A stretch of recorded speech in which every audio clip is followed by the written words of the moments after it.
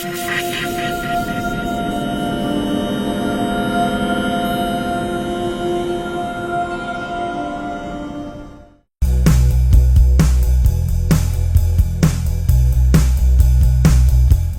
pagi, mitra NASA dimanapun Anda berada. Pada hari ini kita akan membicarakan tentang cara praktis mengatasi buah abnormal kelapa sawit dengan produk NASA. Mitra NASA sekalian yang berbahagia, ketika kita bicara tentang buah abnormal, maka kita harus tahu macam-macam ragam buah abnormal yang ada di kebun sawit. Yang pertama yang kita kenal adalah buah landak, kemudian buah banci, buah kempet, dan buah parthenocarpi. Buah abnormal ini itu sangat berpengaruh terhadap produksi kelapa sawit. Artinya, ketika dalam satu luasan itu jumlah buah abnormalnya sangat besar, maka otomatis produksi kelapa sawit akan mengalami penurunan yang sangat drastis. Nah, pada kesempatan kali ini kita akan membicarakan bagaimana cara mengatasi agar buah abnormal itu bisa kita tekan jumlahnya, sehingga produksi kelapa sawit akan bisa kita dapatkan hasil yang paling maksimal. Nah, para pemirsa sekalian, kita juga perlu memahami kembali tentang apa kriteria buah landa, buah banci, kemudian buah kempet, dan buah parthenocarpi. Karena dan juga apa penyebab terjadinya buah abnormal. Pertama, ketika kita bicara tentang buah landak, artinya bahwa jumlah buah yang jadi, artinya antara jumlah butiran berondolan dengan duri yang ada di buah kelapa sawit itu lebih banyak durinya, sehingga orang menyebutnya sebagai buah landak. Kemudian buah banci itu terjadi dua jenis, ya. Artinya di situ bunga betina yang harusnya jadi buah itu diikuti dengan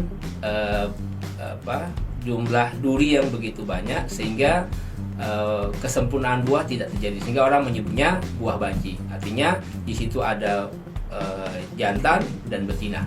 Kemudian buah kempet sebenarnya ini bahasa daerah, ya. Buah kempet itu sebenarnya sama dengan buah landak.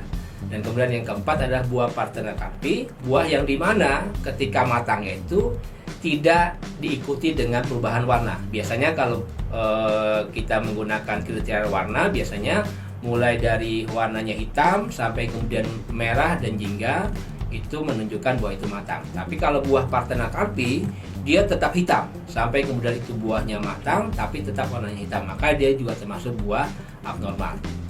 Nah, mitra-mitra sekalian, sekarang kita akan membicarakan tentang penyebab terjadinya buah abnormal, ya.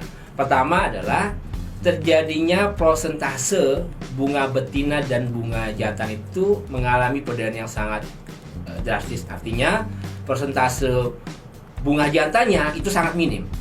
Jadi beberapa varietas di bibit kelapa sawit itu memang mengandalkan bahwa persentase bunga betinanya sangat besar, tetapi itu akan menyebabkan terjadinya persentase bunga jantannya kecil. Otomatis proses terjadinya pembuahan dari bunga jantan menuju dengan bunga betina itu tidak berlangsung dengan sempurna.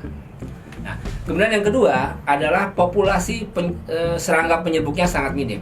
Artinya bahwa buah kelapa sawit itu perlu bantuan namanya serangga penyerbuk, atau kita mengenalnya sebagai Eladabius camerenicus. Nah, ketika serangga penyerbuknya ini kurang, maka proses penyerbukannya juga tidak berlangsung sempurna. Akhirnya buah yang kita harapkan itu terjadi buah yang sempurna itu tidak terjadi. Karena apa? Kurangnya penyerbukan oleh serangga. Kemudian yang ketiga, adanya aplikasi insektisida yang salah, yang kurang tepat. Contoh misalkan, ketika terjadi serangan hama ulat api misalkan, kemudian kita gunakan dengan cara fogging, pengasapan. Padahal dampak dari pengasapan itu menyebabkan matinya kumbang penyerbuk. Otomatis penyerbukan oleh kumbang itu menjadi berkurang. Kemudian yang keempat, ketidakseimbangan antara penggunaan pupuk hara makro dan mikro. Ini juga akan bisa menyebabkan terjadinya kurang sempurnanya buah. kemudian ketersediaan air yang minim, kemudian yang terakhir adalah pH tanah rendah atau masam. Nah, hal-hal inilah yang menyebabkan buah menjadi abnormal. Nah, sekarang rekomendasi yang kita dapat berikan adalah pertama, kita lakukan secara manual, artinya kita lakukan penyerbukan manual. Nah, jadi kita cari bunga jantan yang memang kualitasnya baik, kita lakukan penyerbukan manual. Nah, kemudian yang kedua, perbanyak jumlah kumbang penyerbuk atau kita mengenal istilahnya hatch and carry. Kita ternakan kumbang penyerbuk, kemudian kita harapkan kumbang itu beranak pinak sehingga bisa membantu dalam proses penyerbukan di kebun kelapa sawit. Kemudian yang ketiga, hindari inseksida kimia, sehingga kita bisa gunakan dengan menggunakan Agensia Hayati. Kita punya produknya, itu bisa menggunakan produk-produk Agensia Hayati dari NASA.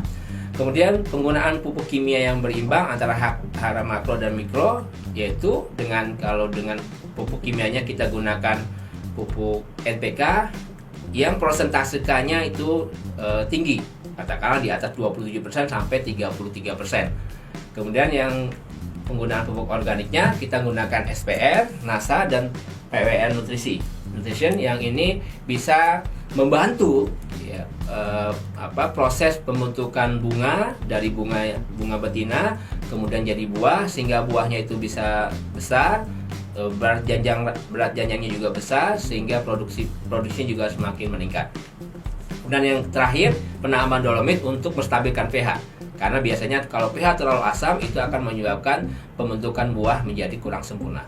Nah, kemudian yang berikutnya, pembuatan resapan air, sehingga minimnya air bisa kita minimalkan dengan cara apa? Kita buat resapan-resapan air. Ketika musim hujan kita bisa menampung air, dan ketika musim kemarau itu bisa menjadi persediaan air, sehingga tanaman kelapa sawit bisa tercukupi airnya, sehingga pembentukan buah itu menjadi normal, tidak terjadinya buah abnormal.